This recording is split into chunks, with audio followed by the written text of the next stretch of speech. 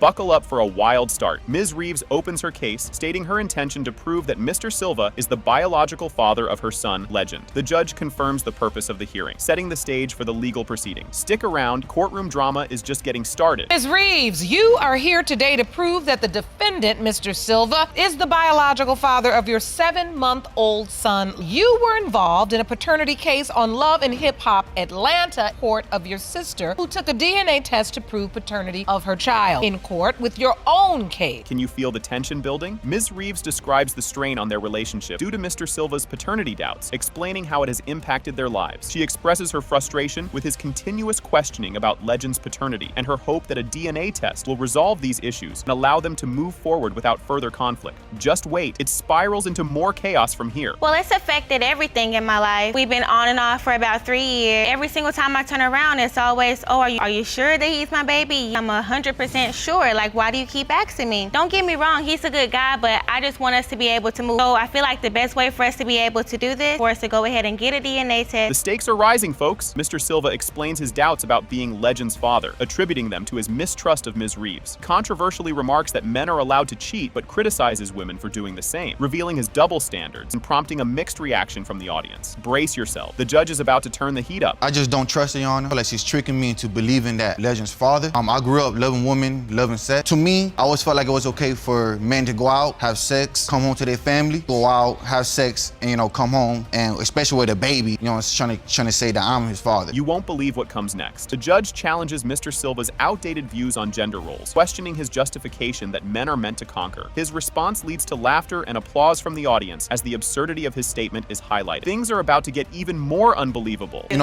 God created men to conquer, to overrule. A woman cannot empower men. What are we on, Game of Thrones? What are we talking about? You said God created men to conquer, and what else? And women to rule. Cannot overpower. Get ready for a twist. Ms. Reeves details her pregnancy timeline, explaining they were broken up when she discovered she was pregnant. Mr. Silva expresses his skepticism about the timing, correlating it with their breakup and her interactions with other men, which he cites as reasons for his doubt. The plot thickens. Don't miss what's coming next. Well, we was broken up at the time. Immediately, as soon as I told him that I was pregnant, he was like, okay, with who? We were broken up for 4 weeks, Your Honor. I caught her texting her ex. I caught them texting multiple times. She claims they're just friends. Today, I just decided to try to go on her phone, and she changed her password on. Here's where it gets juicy. The discussion shifts to the dynamics during Ms. Reeves's pregnancy. Mr. Silva admits to distancing himself due to his doubts, though he was present at the birth. He recounts feeling pressured to sign the birth certificate despite his unresolved questions about his paternity. Stay tuned. The emotional roller coaster is just up ahead. In the hospital, none but her family was there. I was by myself. I came in. As soon as Legend was born, the doctor came in the room, straight to me and gave me the paper. I didn't want to make her look bad.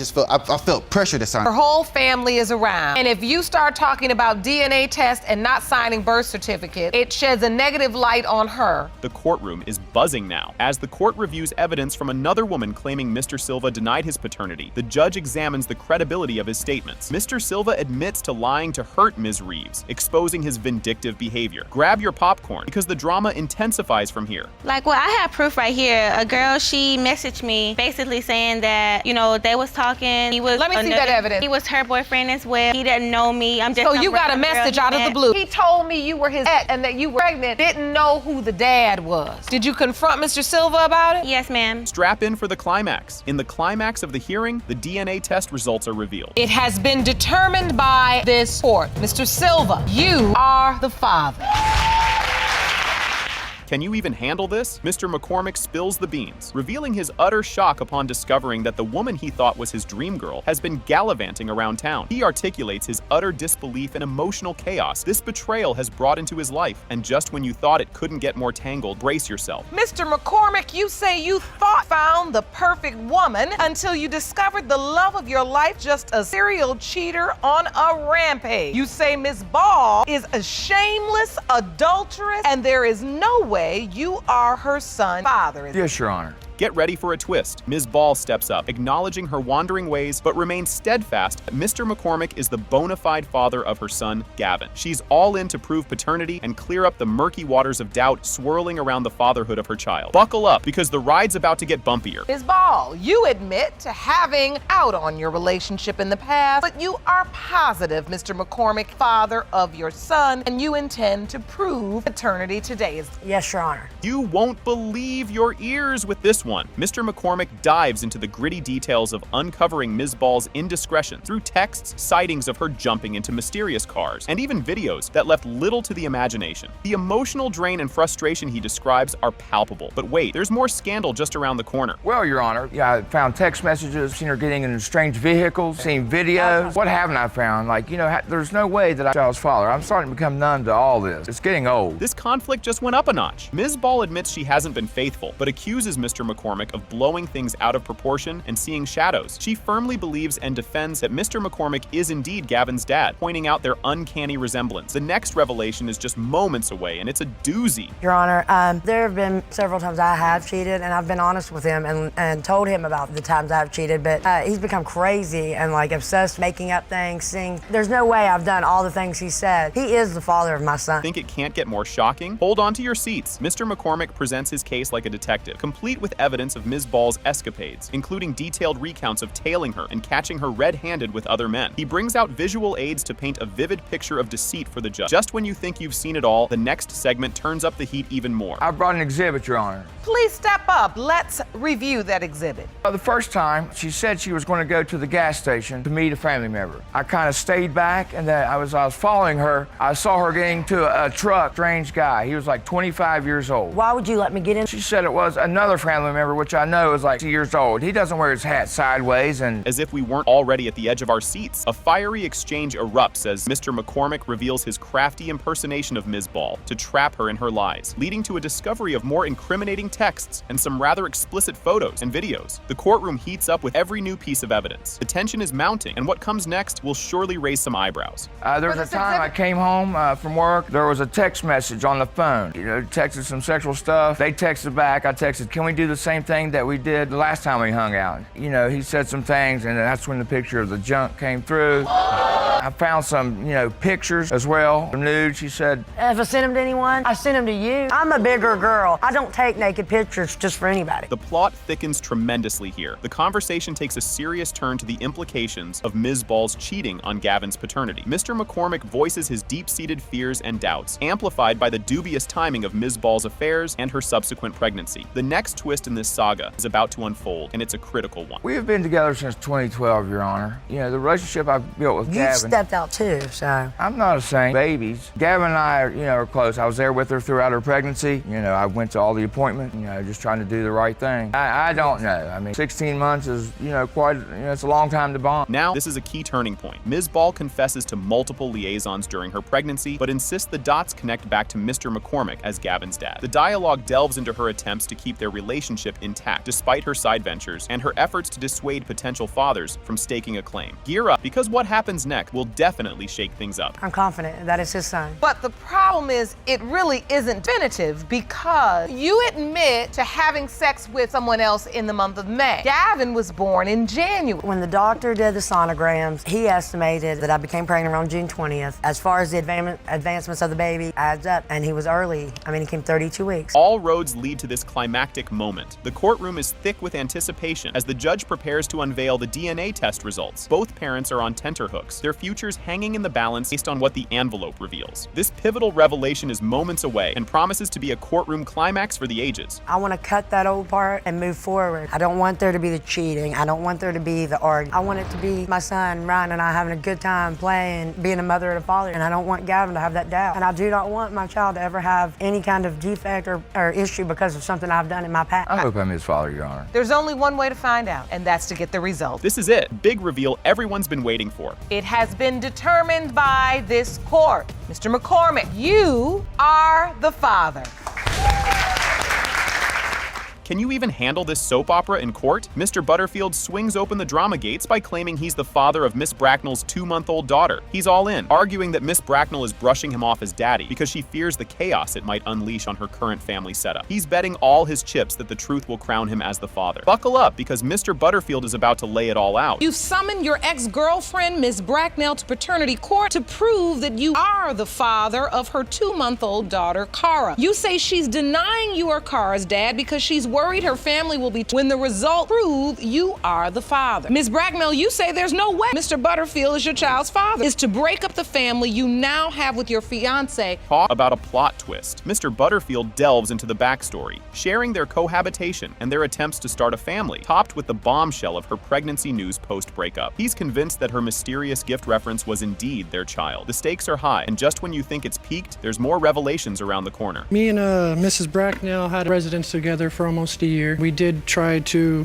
have a baby together before. So you lived together, We did. and you were in a relationship. She had told me when we were breaking up, she said, "Thank you for the gift." And I said, "What gift was that?" And it wasn't until later that you found out she was pregnant. That is correct. The tension is thicker than a bowl of oatmeal. Miss Bracknell stands her ground, staunchly denying Mr. Butterfield's claims, pointing fingers at him for trying to shatter the peaceful family picture she's painted with Mr. Dallas. Her denial is rock solid despite Mr. Butterfield's emotional recount of their shared past and his dreams of daddyhood. Strap in, because Mr. Dallas is about to throw a curveball with some calendar evidence. Then you went back in a relationship with Mr. Dallas, 3 other children together. Now, when you left Mr. Butterfield and went back to Mr. Dallas, you were pregnant at that time. Honestly, I didn't find out. I'd say 3 months after I did move out of his house because I was having irregular, so I just let it go for a minute. I'm not really a doctor person. You won't believe this, doozy. Mr. Dallas steps up with a calendar that he claims maps out the entire timeline of Miss Bracknell's relationships and the baby-making period. He's aiming to prove that the baby-making magic happened under his watch, not Mr. Butterfield's. As the plot thickens, get ready for Mr. Butterfield to hit back with a bombshell. So this calendar dates when the relationship with Mr. Field and Ms. Bracknell ended and when she came back. Cara was conceived in mid-September and she was born in June. And she ended the relationship with Mr. Butterfield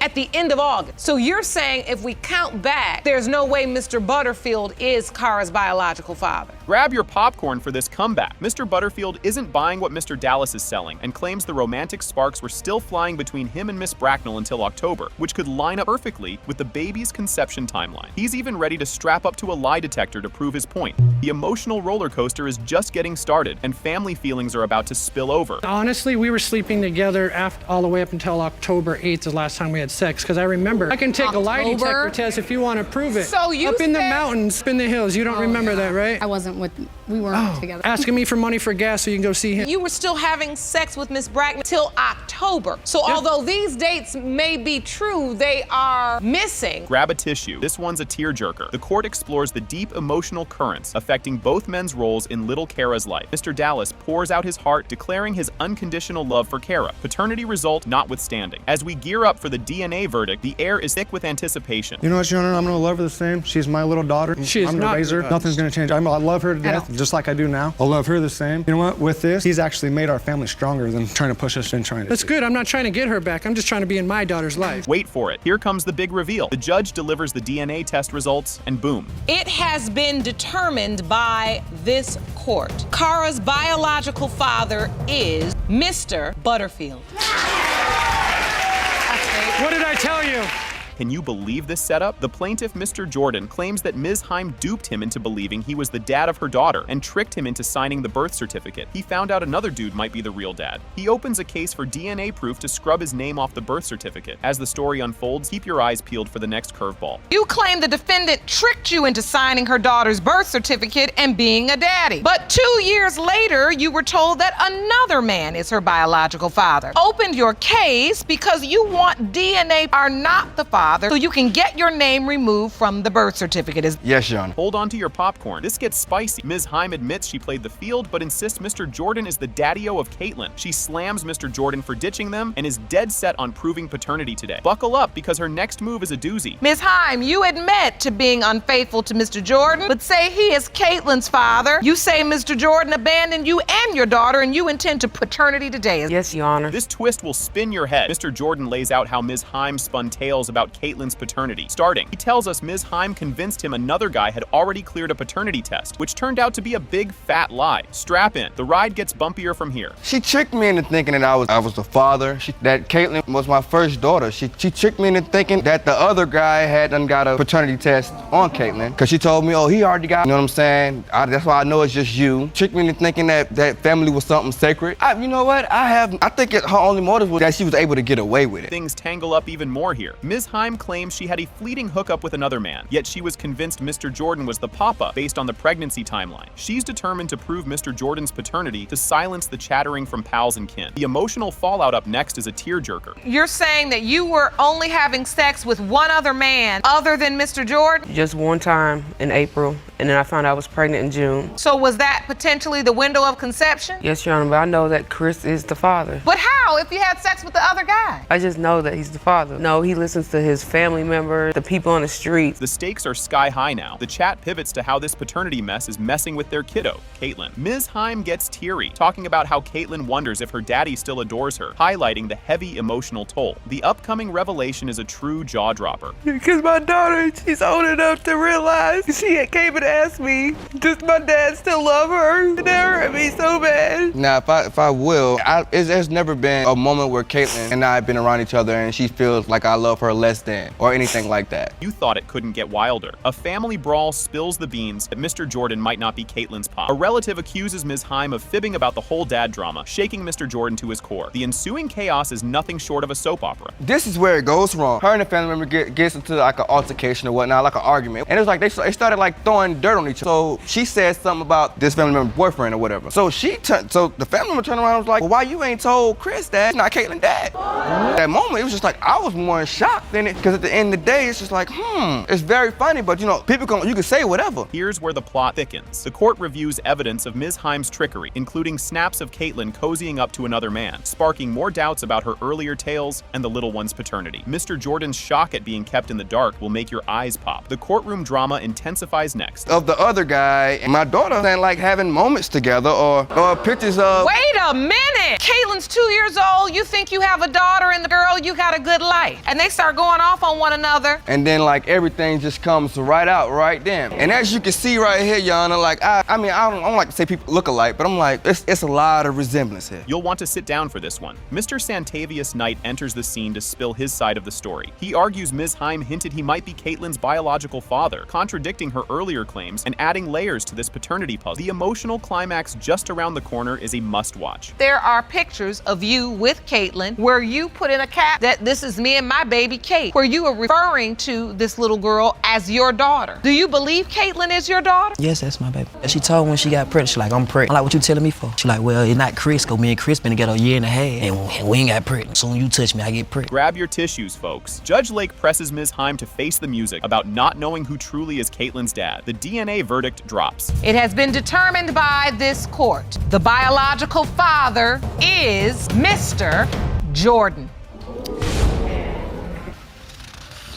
Strap in for this roller coaster. Miss Bosley steps up to the plate, dragging along a suitcase full of doubt about her son being the dad of Miss Jackson's 3-month-old Maverick, despite his name sitting pretty on the birth certificate. She spills the beans about possible other daddies in the picture, hunting her son jumped the gun by claiming paternity too soon. And trust me, the next part is a real kicker. You and your son have petitioned the court for a DNA test because you are certain father the defendant's 3-month-old son, Maverick, and there are 2 other possible fathers. You say your son made a young and dumb signing the birth certificate, and you need today's paternity result to get his name off of it. Yes, Your Honor. Buckle up for this confession. Miss Jackson drops a bomb by admitting she played the field, but swears on her favorite lipstick that Mr. Bosley is the real deal daddy to Maverick. As the judge digs deeper, Miss Bosley is all mama bear, vowing to shield her son from a lifetime of daddy drama. And oh, just wait till you hear what's coming up next. Miss Jackson, you admit to cheating with another man, claim to be certain that Mr. Bosley is Maverick's biological father. Yes, Your Honor. Hold the phone, things are getting spicy. Miss Jackson takes us back to the fast and furious start of her fling with Mr. Bosley, which went from 0 to let's have a baby quicker than a microwave dinner. But then, doubt creeps in faster than a cat on a hot tin roof, leading her right into another man's arm. And the plot thickens even more in the next snippet. Well, my testimony is, in the beginning, we were working together, and he was starting off like, oh, I love you. Do you believe in love at first sight? And then, well, the next day we was talking, and then we had sex. He was talking about, the kids and all of that. And then I asked for a break because we were moving too fast at the beginning. You're not gonna believe this. Just when Mr. Baisley thought he might be the dad, Miss Jackson admits to a little side hustle during their speed dating phase. This twist throws a wrench in the works, mixing personal mess-ups with the legal jigsaw of who's the daddy. But hang tight, the next revelation is even juicier. At the time, I was fine with that because we wasn't really together. We was just talking. We didn't never fully get together, and because I just wanted to make sure, Exactly, because you weren't fine with it. You have admitted, Miss Jackson, I made a mistake. You used the word cheating, and then you cleaned it up and said a mistake. I had gave oral sex to this person. What man will believe that she only gave you oral sex? Get ready for the waterworks. Miss Jackson opens the floodgates with a tearjerker about her own daddy issues, fearing little Maverick might end up in the same boat. It's a raw gut punch moment that shows just how deep this paternity puzzle cuts. The emotional roller coaster is far from over. He denied me too, and it hurts. I don't want my son to grow up like that without his dad in the picture, because I know how it feels, and I have my daddy issues, and growing up is hard. And the plot thickens. Miss Bosley throws a curveball into the mix, presenting texts that might point to another contender for the title of Maverick's dad. This revelation sends everyone on edge, waiting with bated breath for the DNA drumroll. And believe me, you'll want to stick around for the big reveal. Your Honor, he sent me that picture, and immediately I was like, that's not your son. This made me think twice. And Mom, once you got that picture, you believe other man is the father. You submitted the messages you saw. See, look. And this is between Miss Jackson and the man you believe is the father. The moment of truth has arrived, and it's a doozy. The courtroom holds its breath as the judge declares, it has been determined by this court. The biological father is Mr. Bosley. Can you believe what just went down? Mr. Muhammad opens the court drama with a bang, insisting he's the daddy of 2-year-old Brooklyn, despite the defendant's staunch denial. He's utterly convinced that the defendant's ongoing fling with another man is the only reason she's denying him as the father. Strap in, because you won't believe the curveball coming next. Mr. Muhammad, you are here to prove that you are the father of the defendant's 2-year-old daughter, Brooklyn. You claim the only reason she is denying paternity is because she wants to be in a relationship with other man. Yes, Sean. Hang on to your popcorn, folks. Ms. Walton drops a bombshell by admitting to her secret escapades with another man, casting serious doubts about Mr. Muhammad's paternity claims. She asserts with unwavering certainty that given her frequent liaisons with this other man, there's no way Mr. Muhammad could be Brooklyn's father. Her admission cranks up the drama and sets the stage for even more jaw-dropping revelations. Just wait till you hear the next part. Ms. Walton, you say you were secretly cheating on Mr. Muhammad and had sex with other man almost every day of the month. There is no way Mr. Muhammad, Brooklyn's father. Yes, Your Honor. Just when you thought it couldn't get any spicier. In a plot twist worthy of a soap opera, Mr. Muhammad finds out Ms. Walton had lied about the other man being just her cousin. This revelation throws a wrench into the already complicated dynamics of their living situation, ratcheting up the emotional stakes. Brace yourself, because the revelations just keep getting wilder. She told me that this gentleman was her cousin. I didn't think nothing of it. That's not true, Your Honor. He's always known this. That's the other man that she wanted to be with. You're saying you were in a relationship. In a relationship. And you're saying you were not in a relationship when Brooklyn was conceived? No, we was not in a relationship. We were just living together. Talk about a tangled web. The court digs into the nitty-gritty of how Ms. Walton's pregnancy came to light, thanks to a sneaky peek Mr. Muhammad took at her phone. This highlight reels us deeper into their complicated relationship and the pivotal role that sneaky text messages play in unraveling the truth. The suspense build? Wait till you see what happens next. The moment I thought that I was pregnant, I text the guy and I tell him I missed my period. Mr. Muhammad, who was living with me, got my phone, looked at the text message. What happened was I came home, she sleep, I looked at her phone, I started seeing a full-fledged text messages about having sex, all that stuff. Y'all having a full relationship behind my back. You can't make this stuff up. Mr. Muhammad vividly recalls the specific date and supposed location where he believes Brooklyn was conceived, contradicting Ms. Walton's version of events. This clash of memories stirs up more doubt and debate about who's telling the truth and who's just spinning tales. The air is thick with tension. Keep watching as the plot thickens. I want to know about the window of exception. I know that the date was February 21st in my mama's house, in the bathroom. She was in the mood, she go to the bathroom, I go to the bathroom after. That's the date that we had. Your Honor, I remember us having sex at my house, not his mother's house. Mr. Muhammad, is it your testimony that you conceived your daughter, Brooklyn, in your mother's bathroom on the sink? Yes, ma'am. Ready for the big reveal? It's the climax of the episode where the DNA results finally come in. It has been determined by this court. Mr. Muhammad, you are the father. Yes. Strap in for some courtroom drama. The case kicks off with the introduction of the parties involved. Ms. Jones and her mother are fed up with Mr. Houston's denial about being the dad of a 6-month-old boy named Lyric.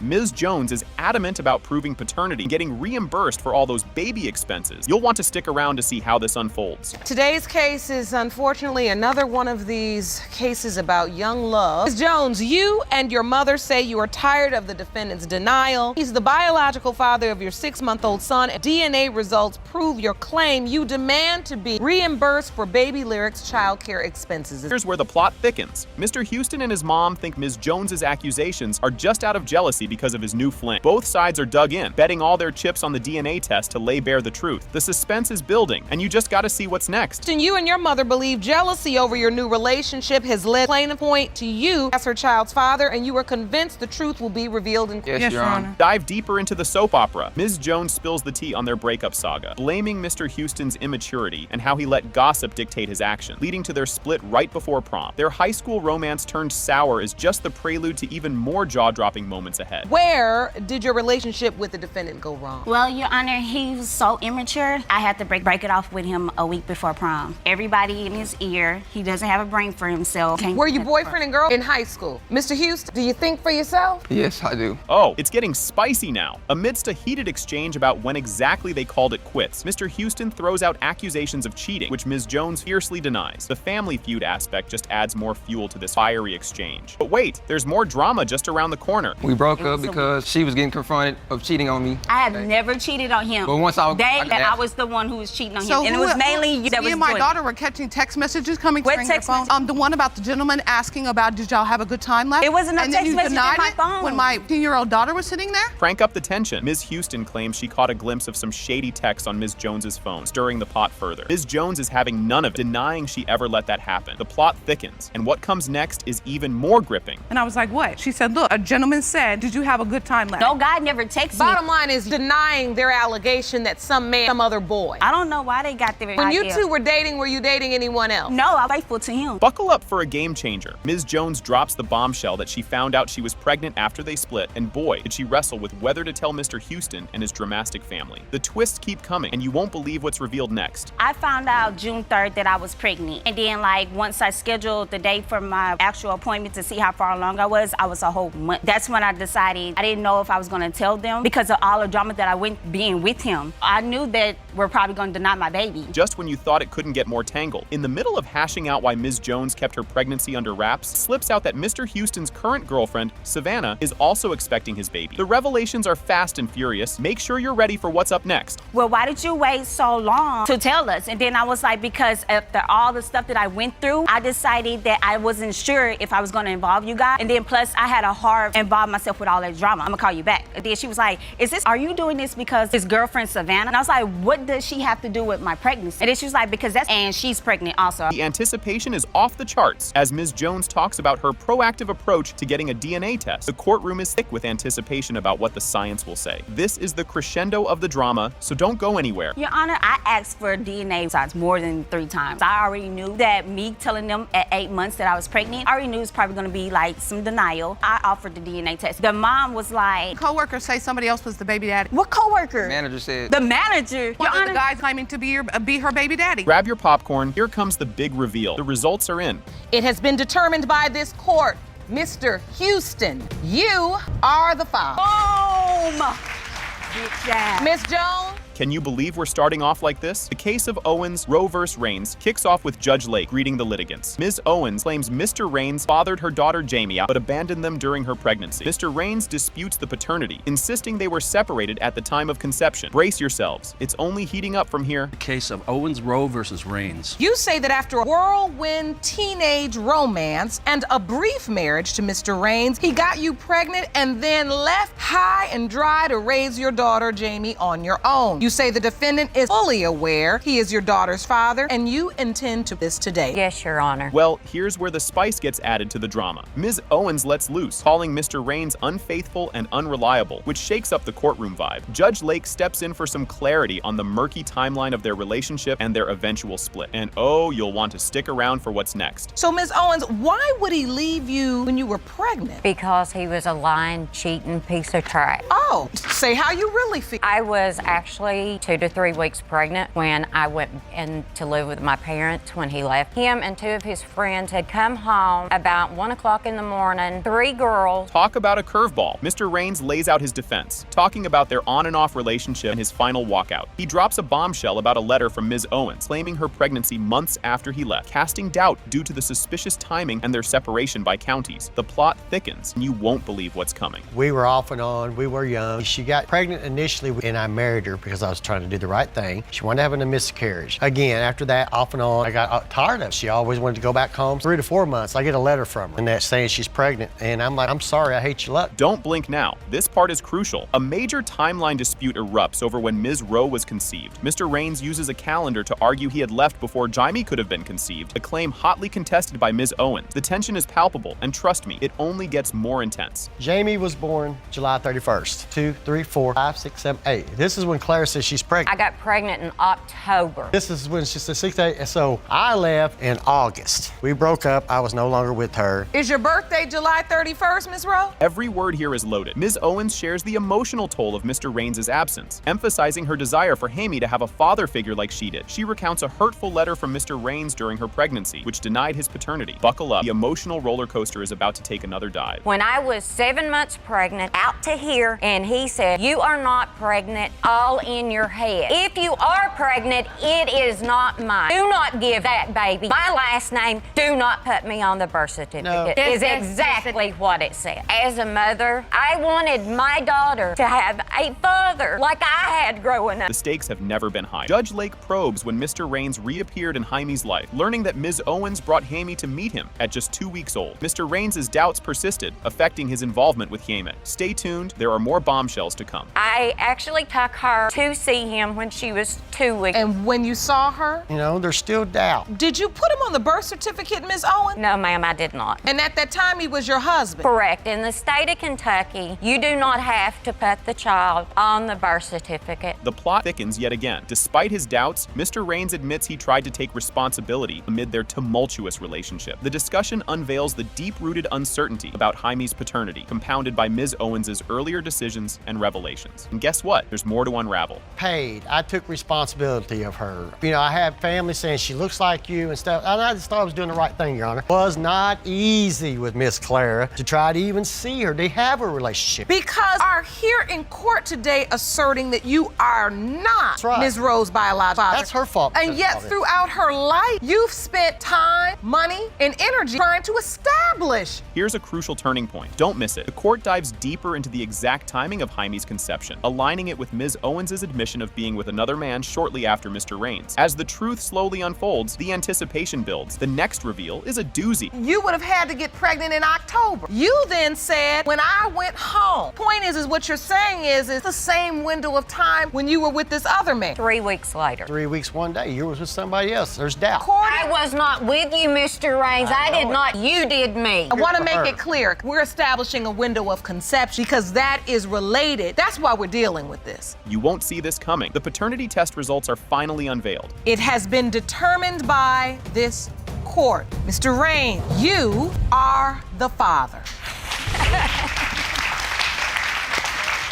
You won't believe what just happened. At the start, Ms. Hooker, alongside her mother, presents her case. She claims that the defendant's late son, Mr. Abraham, is the father of her 10-month-old daughter, Ania. Ms. Hooker expresses her pain due to the public denial of her child by Ms. Baker and her family, seeking both an apology and paternity confirmation. Brace yourself, because what happens next is even more jaw-dropping. Ms. Hooker, you are here with your mother because you say the defendant's son, Mr. Abraham, fathered your 10-month-old daughter, Kanaya. You say that Ms. Baker and her family's denial denial of this child has caused pain, and you are here for an apology and to prove her son is the father. Oh, the plot thickens. Ms. Baker, representing her deceased son, disputes the paternity claim. She recounts her son's doubts about being the father and states their intention to clear up the falsehood surrounding the paternity of Ms. Hooker's child. Get ready, because the stakes are about to get even higher. Ms. Baker, you and your daughter are here today to represent your son, Abraham, because tragic, he was killed 3 months after the birth of this child. You say that before his death, your son expressed great doubt that he was the father of Ms. Hooker's baby, and you are here to put the lies to rest. Yes, Your Honor. Here's where it gets spicy. Judge Lake probes into the nature of the relationship between Ms. Hooker and the deceased, Mr. Abraham. Ms. Hooker reveals they were initially best friends before transitioning into a romantic relationship, which was intermittent around the time she got pregnant. Just wait until you hear what's revealed next. It'll make your head spin. First, we was best friends. 6th grade year, best friends. And then, like, we stopped talking. Then we started going together for a minute. And then, like, when I got pregnant, we just always talk, but we just stopped going. But we still talking, though, but we just stopped going together. Like, we weren't boyfriend or girlfriend. But then you still talk. Were you in love, or was this was your first love? Hold on to your seats. This is a doozy. Ms. Baker explains why there was doubt about her son being the father. She shares that her son had been informed by another young man that he was also involved with Ms. Hooker during the periods Mr. Abraham wasn't around, intensifying the paternity doubts. You won't believe what comes up next. It's a real game changer. My son was on vacation. We kept hearing that Denia was pregnant, but then when we finally found out, he told me, he said he wasn't the only boy that had messed with Denia. Promised that we was gonna get a blood test, and things didn't go the way we thought they were gonna go, and now we're here. Buckle up for this bombshell. A direct confrontation occurs when Ms. Baker shares rumors of another potential father. Ms. Hooker defends her fidelity, emphasizing that no one else was involved during her relationship with Mr. Abraham. Stay tuned. What follows will really throw you for a loop. He told Keyshawn that when he wasn't around, he was supposedly sleeping with Denia. Ms. Hooker, I have to ask you, was there another guy? That's why it's funny, because how can somebody tell me who I was? Nobody in the room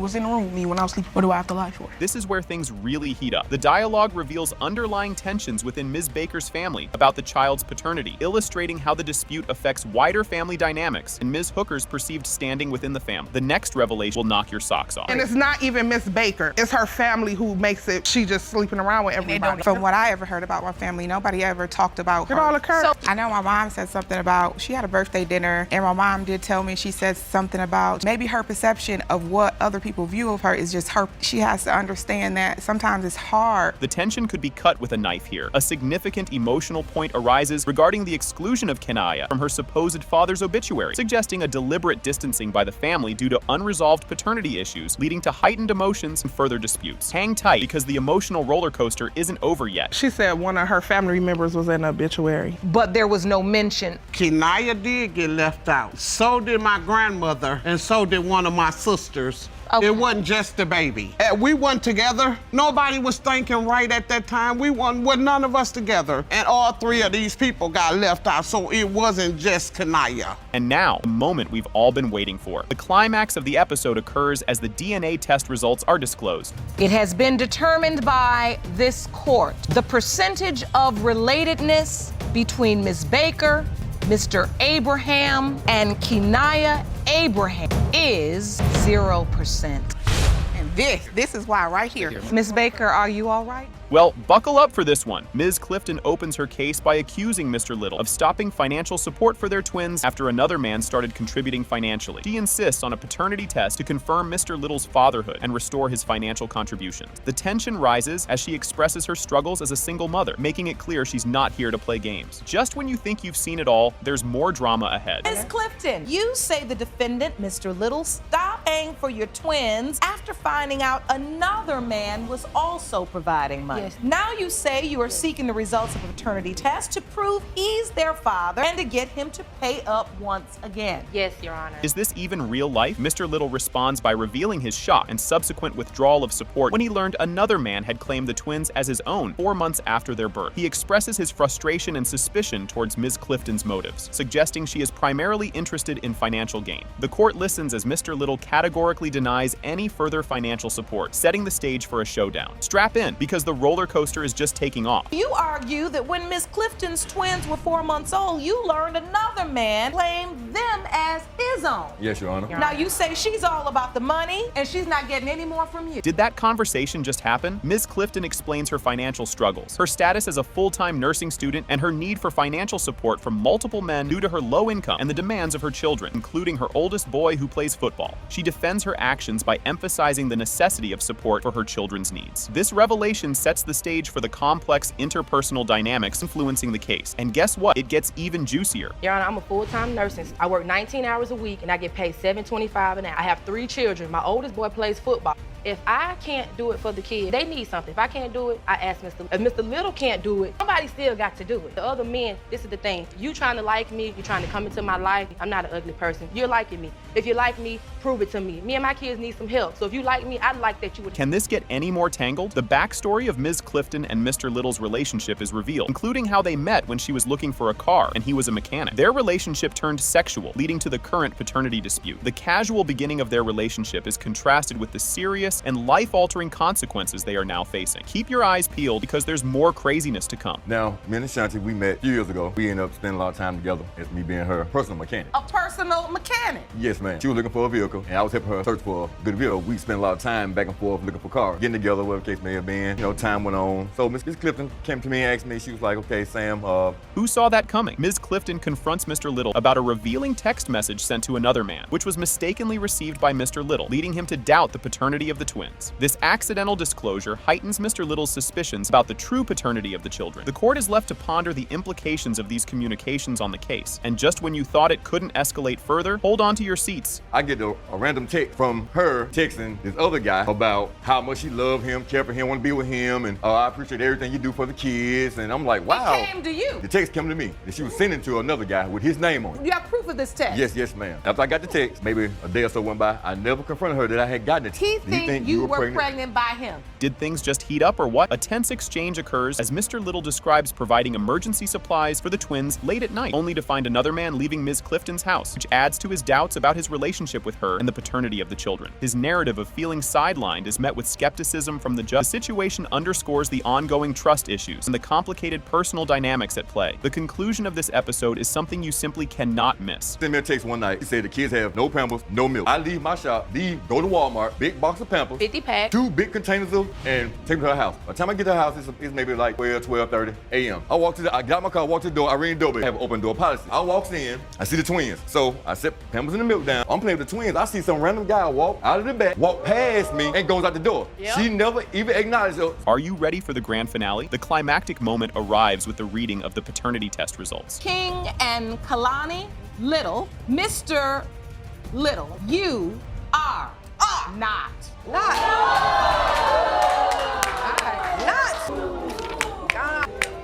Are not. Can you believe we're starting like this? Ms. Livingston steps into the courtroom once again, hoping against hope that DNA results will confirm Mr. Snyder as the dad of little Emmeline. She admits to a colossal blunder in her past, which now leads her ex to question paternity. The emotional stakes couldn't be higher as their family's unity hangs by a thread. Brace yourself because Mr. Snyder is about to drop some truth bombs. You previously appeared in this court to prove one man was your child's father, only to be proved wrong. You've returned with another case. You admit you made one big mistake and now your ex is denying 5-month-old daughter, Emmeline. You hope the DNA results save your family. Yes, Your Honor. Next up, the plot thickens. Mr. Snyder expresses serious doubts about his fatherhood status, blaming Ms. Livingston's admitted infidelity and a carousel of changing stories. Armed with what he claims is solid evidence, the courtroom's atmosphere gets supercharged. You'll be glued to your seat as the story unfolds. Mr. Snyder, you say the plaintiff is a self-admitted cheater whose ever-changing story about the paternity of her daughter proves you are not biological father, and you have evidence to support these claims. Yes, I do, Your Honor. This part is a doozy. Mr. Snyder lays his doubts on the line, pointing directly to Ms. Livingston's shaky past, which sowed the seeds of disbelief. As she tearfully insists that her daughter shouldn't suffer for past mistakes, the emotional weight in the room is palpable. Hold tight, because a bombshell text message is about to make a splash. Why be there for a child that's not mine? And so the stakes are high. I love Mr. Snyder, and I have for a long time, and I know I made a mistake. It doesn't mean that our daughter should have to suffer for that. I grew up without both my parents, and I never wanted that for any of my kids. Promised that he wouldn't leave me a single mom of 3, and here I am. And you're scared. I'm really scared. Here comes a curveball. Mr. Snyder reveals a bombshell, a flirty text from another man on Ms. Livingston's phone. This escalates his concerns about her faithfulness and throws a wrench into the paternity issue. The audience gasps are audible. Stick around, the twists just keep coming. Well, one night I was sleeping and I just went through her phone and saw a message from a guy. What did the message say? He wanted to meet up with her and have sex. You see a message, someone propositioning sex to your girlfriend? I'm with a guy right now. There's like no, it's just I want to have sex. Where you at? Just when you think it couldn't get more tangled, Ms. Livingston tries to explain away a compromising text found in her phone, saying it was all about getting her phone back without any funny business. The complexity of her predicament and her fight to stay dignified, despite the messy circumstances, gets really intense. Fasten your seatbelts because they're about to dive deep into what it means for the little one. He had a phone that I was trying to get. He told me the only way I was gonna get it is if I would let him do me doggy style. And he was trying to proposition me to get my phone back. Did you ever get the phone? Because I never gave in to him. I said no. And when he asked me if I was alone, I don't see you saying no. It's not all the messages either. When he asked me if I was alone, I told him no, that my boyfriend would be there. The emotional stakes are sky high. After months apart filled with misunderstandings, Ms. Livingston attempts to reconnect with Mr. Snyder on Facebook as her due date nears. She owns up to her previous lies, but reaffirms his paternity with heartfelt pregnancy updates. The dynamic of their relationship takes a new turn. Watch their next moves. I messaged him on Facebook when I was really far along. I was getting ready to have her, actually. I think Did you get that message, Mr. Snyder? When you got that message, what happened? She told me I wasn't the father, and that she slept with someone else. I said, I was like, well, I've cheated on you. So you may be the father, you may not. You'll never know. I have evidence on that. So, Mr. Snyder, you say you have evidence of a text exchange. Get ready for some real talk. Judge Lake steps in to underscore the importance of parental instincts, questioning Ms. Livingston's recent decisions and their impact on her child. This heart-to-heart brings parenting responsibilities and the child's need to know their father into sharp focus. The air is thick with anticipation as they edge closer to unveiling the DNA results. Is taken care of and knows father, which I will say your mommy instinct. That's what brought you here today. So at this point, Mr. Snyder, you're thinking what? I am not father? Yeah, that I'm not father and that one of those guys messaging her is. Obviously he wanted to know what hotel she was staying in. Miss Livingston, does he totally? I block after Then that. you block him. You're not going to believe this part. As the tension mounts, Mr. Snyder discusses his persistent doubts about being Emmeline's father, stirred up by Ms. Livingston's flip-flopping stories. His longing for the child to be his, especially a daughter, adds a poignant layer to the unfolding drama. Everyone's on the edge of their seats as the moment of truth approaches. Anger planted that seed of doubt in my head that she slept with someone else and the child wouldn't be mine. So when she said, I'm sorry, I was lying, I was just angry, I shouldn't have done that, did you believe her? Definitely not. I did not believe her. How is she going to tell me that someone else and that it's not going to be my child? And then believe that. And then she come back and say, oh, it is your child. Emmeline's 4 months old. Almost 5 months. Here it comes, the moment we've all been waiting for. The courtroom holds its breath as Judge Lake reveals the DNA results. It has been determined by this court. Mr. Snyder, you are the father. The courtroom air was thick with anticipation. Ms. Strong summons Ms. McClain to court to assert that her husband is not the father of Ms. McClain's 14-month-old daughter, Angel. Ms. McClain had unexpectedly contacted Ms. Strong a month prior, claiming her husband fathered her child and demanded his involvement in the child's life. Strap in because the drama is just getting revved up. Ms. Strong, you've summoned the defendant, Ms. McClain, to court to prove that your husband did not father her 14-month-old daughter, Angel. You say 1 month ago, Ms. McClain calls you out of the blue and claimed Mr. Strong was her child's father and demanded he take care of her. Yes, Your Honor. The plot thickens faster than a pot of courtroom coffee. Ms. McClain confidently states that her daughter is the result of a passionate night with Mr. Strong, asserting his paternity without doubt. Judge Lake listens as the background of their encounter is detailed, indicating a complicated personal connection between the parties involved. Up next, the twists keep coming. Ms. McClain, you say your daughter is the product of a night passion gone wrong, and you are certain Mr. Strong is the father. Yes, Your Honor. You won't believe what they agreed on. Get the popcorn ready. Ms. Strong reveals that the origins of their court appearance began with a planned threesome involving herself, Ms. McClain, and Mr. Strong, intended as a birthday celebration. This plan was agreed upon after considering Mr. Strong's desire and setting specific boundaries, including mutual agreement on raising any potential offspring together. The revelations keep rolling in. Next up is a real doozy. Me and Miss McClain got together. We were friends, wanted to do something for our birthday. We had discussed doing a threesome, which it was something my husband had always always wanted to do it. I figured if I did it with them, then. So we went back to our apartment and discussed it with Mr. Strong. Resisted at first. It happened. We had some drinks. The music was playing. Had a threesome. Had a good time that night. Just when you think it can't get any more tangled. During the threesome discussion, precautions and rules were set, including agreements on no separate encounters and collective child rearing if a pregnancy occurred. However, no formal agreement was written down, leaving the arrangements informal and based on mutual trust. Prepare for more eyebrow-raising details just around the corner. It would always be the three of us, never separately. If a baby came out of it, we'd raise it together, the three of us. You all were this thorough? Yes, Your Honor. Did you get it in writing? No, Your Honor. Why were you nervous? Because prior to our first couple months of our relationship, I made a lot of bad decisions. And when she approached me with this conversation, I thought it was another setup. Grab your gavels, because this is where it gets juicy. Following the initial encounter, rumors of Ms. McClain's pregnancy circulated, initially believed to be by another man. As more threesomes occurred, totaling 8, the relationship and subsequent complications deepened, leading to increased suspicion and tension regarding paternity. Just wait until you hear what's next. This episode is not slowing down. I heard rumors about her being pregnant, but I was told it was an extra. And after this night, you just had this one night. So you had more than one threesome. How many more threesomes did you have? We've had a total of 8 of them.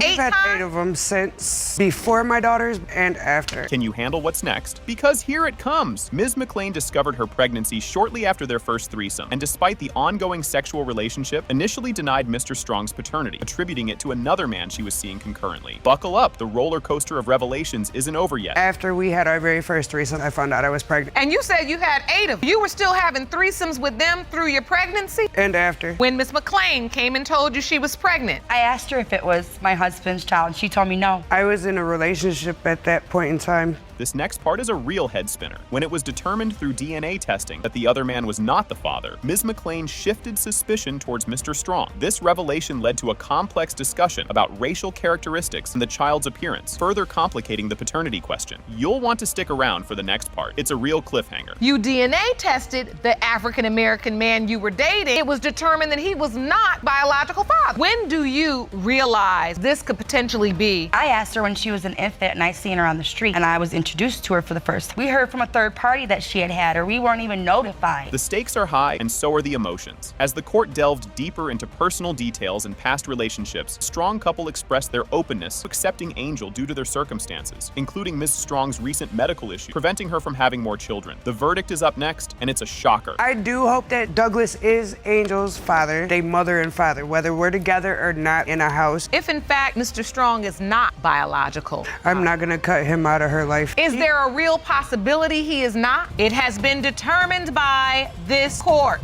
Mr. Strong, you are not father.